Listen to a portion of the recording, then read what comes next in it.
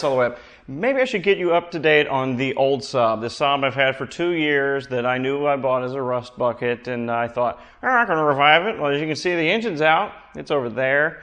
Nearly all the body panels off. They're scattered all over the place. There's some interior bits out. They're over there. I started to redo the brakes. I didn't get very far on that. Anyway, now that I have a lift, I can get under the car and show you the real problem here.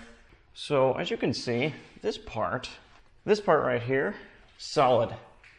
Ultra solid. Middle of the car, solid as a rock. Here, there's nothing. There's a hole. See where this part is?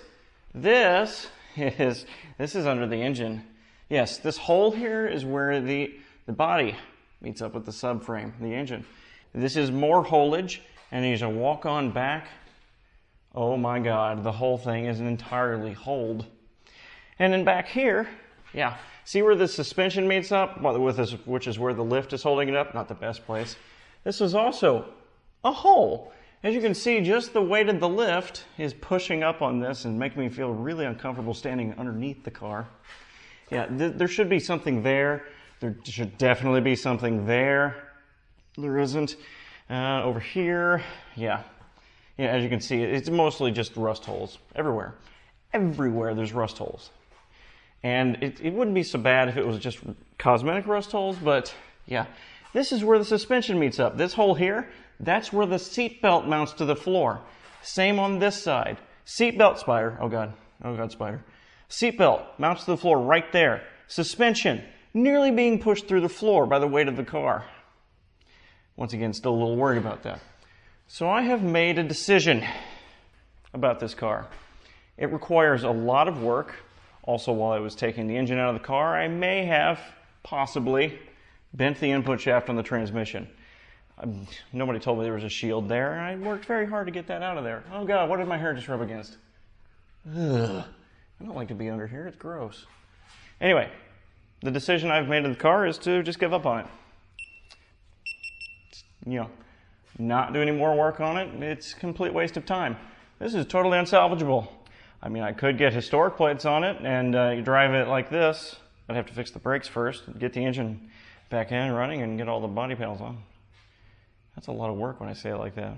Anyway, I could get historic plates on it, bypass the safety inspection entirely, drive it around like this. That's not such a good idea. Suspension's falling through the floor, not ever a good idea. I could do a lot of welding. That would be very, very expensive. I'd have to do an engine rebuild. I don't know, say it's $1,000. I don't know how much it costs. I have to do a transmission rebuild since I bent the input shaft. That's about $2,000 if I take it to the Saab specialist guy in Oregon. Floor, I don't remember how much it costs. Let's say it's $1,000 total. Trunk floor, $500. Rocker panel set, both sides, roughly $1,500. All the sheet metal. Everything's going to add up. Brakes. All of this is going to add up. It's too much. It would cost $10,000, probably, minimum. Yeah, so I've decided to give up on it. Because I got a replacement. This is a 1969 blue Saab 96.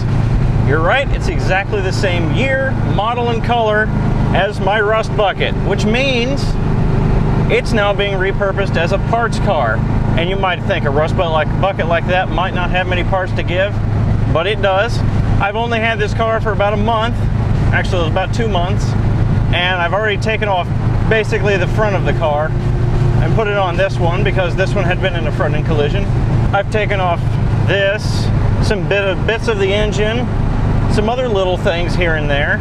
It's actually saved me about $600 worth of parts buying, which is kind of amazing. Most of that was in the bumpers, but it has so many other parts to give.